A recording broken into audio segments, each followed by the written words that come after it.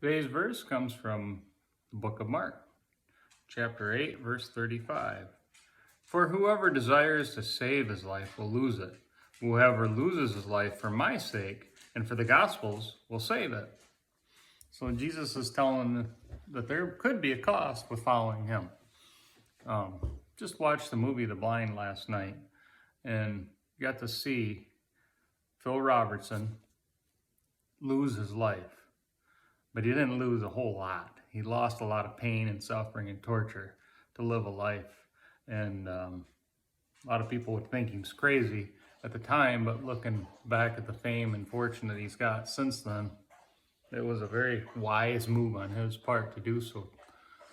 To give up his life, to give up what he knew, to give up, at the time, drinking and partying and hanging out. There was no fulfillment in that, but he did find complete fulfillment in following Jesus, reading his word, knowing what it has to say.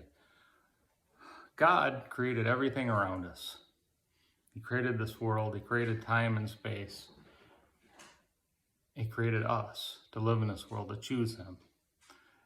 And he knows and he knew that we on our own can't do well enough to get there.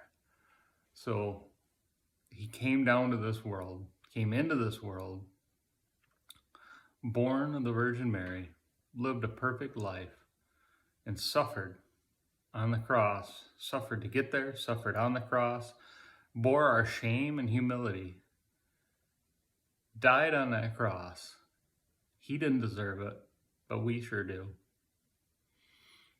And then 3 days later, on the third day, however you want to look at it, he rose again. For our sake, he conquered death. Whoever should believe on him shall not perish. And your belief in him will show by your actions. Love him, seek him, know that giving up your life is worthwhile for what you have to gain.